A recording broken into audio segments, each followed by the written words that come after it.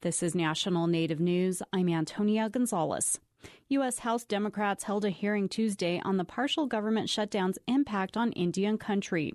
Witnesses discussed how the shutdown, now in week 4, is hurting daily tribal operations, healthcare, and food services. Mary Green Trottier is president of the National Association of Food Distribution Programs on Indian Reservations.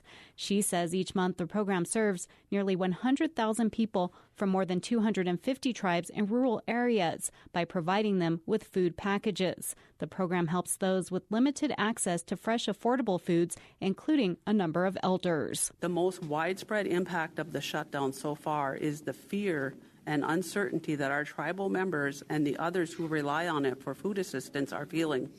Since the shutdown began, our ITOs all over the country have been receiving calls from concerned tribal leaders, program participants, federal employees who are furloughed, and our own ITO staff.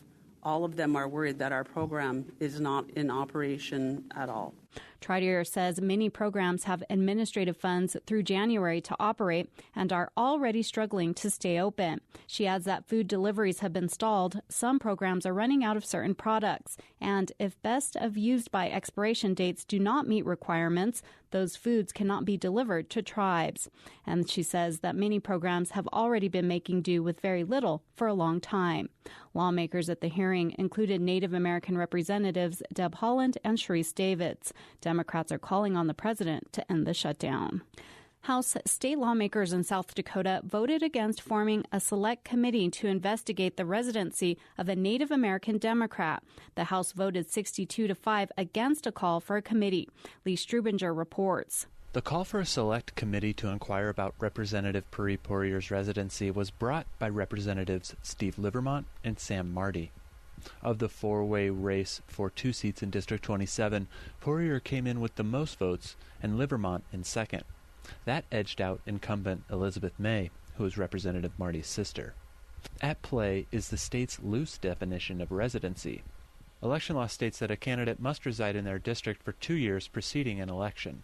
Livermont, a Republican district mate with Poirier, says constituents have tried to bring up the issue for 8 months.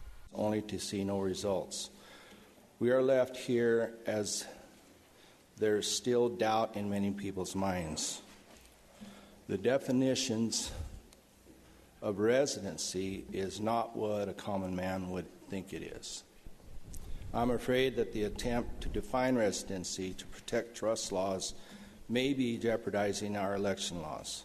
2 West River Republicans publicly challenged Poirier's and State Senator Red Don Foster's residency, both Oglala Lakota Democrats, moments before they were sworn into office.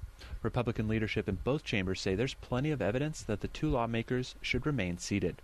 For National Native News, I'm Lee Strubinger in Pierre. This week, Deborah Lekanoff took office, becoming the first Native American woman to hold a seat in the Washington State House of Representatives. The Democrat was appointed vice chair of the Environmental and Energy Committee.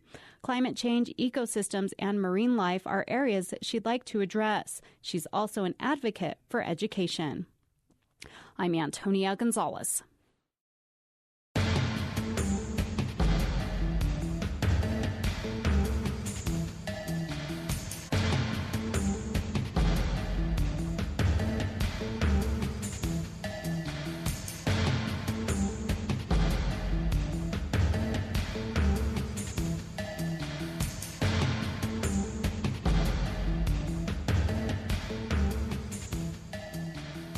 National Native News is produced at the Annenberg National Native Voice Studios by Kawanak Broadcast Corporation.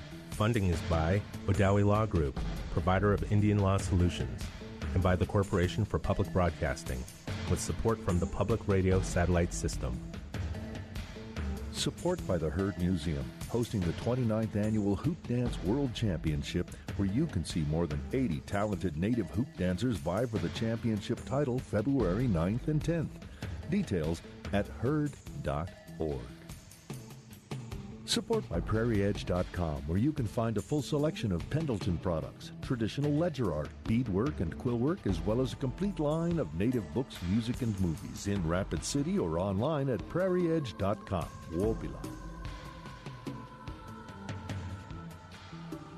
Native Voice One, the Native American Radio Network.